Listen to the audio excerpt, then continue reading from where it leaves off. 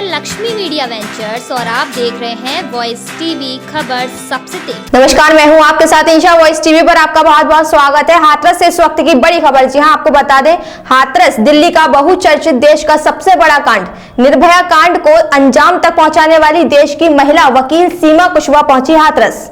Police barrier पर रोका गया सीमा कुशवाहा को। जी हां, आपको बता दें, जमकर हुई पुलिस से नोकझोंक, एडीएम से जमकर हुई अंदर जाने की बहस, मीडिया व सीमा से जमकर हुई धक्का मुक्की। सीमा कुशवाहा को अंदर जाने से रोका, जमकर हुआ हंगामा। आपको बता दें, डीएम एसपी के सामने। हाथरस से फैजान भारती की रिपोर्ट।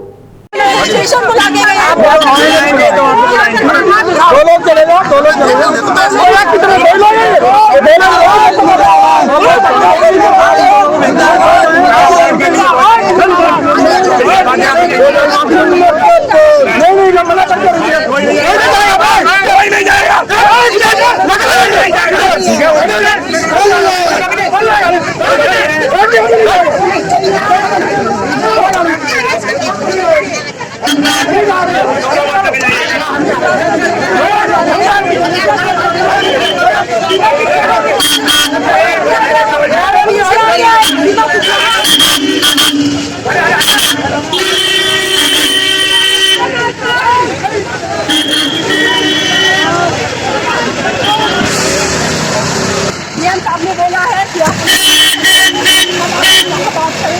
मैं वही जा रही हूँ। तो ये हमारे साथ थी सीमा कुशवाहा एडवोकेट, जो दिल्ली निर्भया केस के दोषी थे।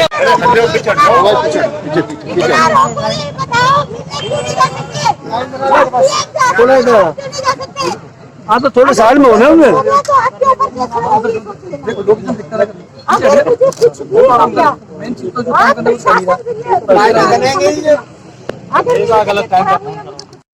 SHO से मेरी बात हुई है और इस केस को मैं पहले से ही अपडेट ले रही थी, लगातार मेरी बात हो रही थी। जिस तरीके से इसमें सिंह है, उन्होंने मुझे बताया कि मैडम हमने इसलिए अभी 376 एक्शन नहीं लगाया क्योंकि बेटी स्टेटमेंट नहीं दे पाई।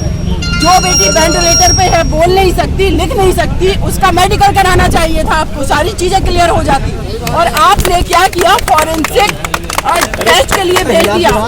इस देश के अंदर फॉरेंसिक लैब कितनी 2-3 महीनों में रिपोर्ट आती है, तब तक इस देश की बेटियां क्या इसी तरीके से मरती रहेंगी? ये सवाल भी सवाल उठ रहा है। सीमा जी, जिस तरीके से उसका अंतिम संस्कार किया गया, मानवता का अंतिम संस्कार कहा जा रहा है, बिल्कुल रिवाज में कहीं पर भी ऐसा नहीं होता कि रात के वक्त आप इस तरीके से जल्दबाजी में बिल्कुल। और देखिए, मैं तो आप लोगों को बताऊंगी कि हमारे देश के अंदर कोई भी व्यक्ति रिस्पॉन्सिबल पद पे है, वो हमारे देश की बेटियों के लिए संवेदनशील नहीं है।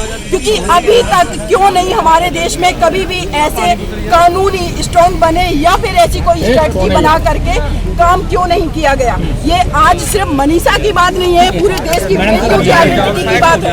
आप यहाँ पत्रकार है, मैं एडवोकेट। 8 दिन तक रेप का सेक्शन दर्ज नहीं किया आपने। जब उस बेटी ने अपना दम तोड़ दिया, उसके बाद किस वजह से आपने उस बेटी को पेट्रोल डाल के जलाया? हम बेटियों की डिग्निटी की कौन रक्षा करेगा? कानून नाम की कोई चीज या तो उन बेटियों को पेट्रोल डाल करके जलाया जाता है, जलाया गया। उसे कौन है यहाँ से? उसके बाद आप देखेंगे एसिड छिड़का जाता है। आईडी नीचे करना जीवा लो। जो लोग इस क्रिमिनल माइंडसेट के हैं, वो एसिड छिड़कते हैं।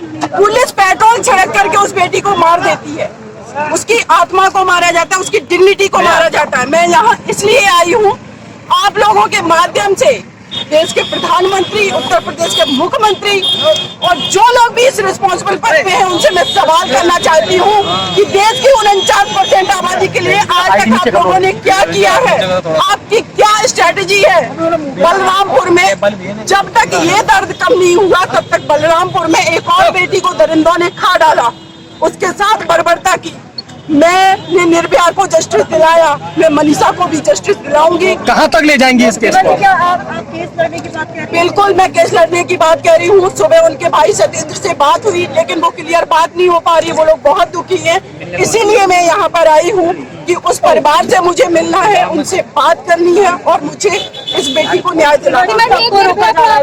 मीडिया को एंट्री नहीं दी गई, ये केस के अंदर FIT है, क्या आप जाने की कोशिश करेंगे अंदर? मैं बिल्कुल जाने की कोशिश करूंगी। देखिए, अगर लॉ एंड ऑर्डर फेल हुआ है तो वो आपके वजह से। आप क्रिमिनल्स को नहीं रोक पाते हैं, आप उस बेटी को जस्टिस नहीं दिला पाते, वो बेटी की डेथ हो जाती है, उसको ठीक से ट्रीटमेंट नहीं दे पाते हो। और जब हम देश की बेटियां आवाज उठाते हैं तो उनको आप क्यों रोकेंगे? किसी से ये जवाब दीजिए, क्यों रोकेंगे? सीमा जी, इस प्रशासन मामले से में बात पुलिस की क्या? टीम वगैरह से किसी से बात की? आप हमारी जो CO है इस केस के इन्वेस्टिगेशन ऑफिसर, उनसे बात हुई है, SHO से मेरी बात हुई है और इस केस को मैं पहले से ही अपडेट ले रही थी, लगातार मेरी बात हो रही थी। जिस तरीके से इसमें CO कम सिंह है, उन्होंने मुझे बताया कि मैडम हमने इसलिए अभी 376 एक्शन नहीं लगाया क्योंकि बेटी स्टेटमेंट नहीं दे पाई। जो बेटी वेंटिलेटर पे है, बोल नहीं सकती, लिख नहीं सकती, उसका मेडिकल कराना चाहिए था, आपको सारी चीजें क्लियर हो जाती। और आपने क्या किया, फॉरेंसिक टेस्ट के लिए भेज दिया। इस देश के अंदर फॉरेंसिक लैब कितनी 2-2, 3-3 महीनों में रिपोर्ट आती है, तब तक इस देश की बेटियां क्या इसी तरीके से मरती रहेंगी? ये सवाल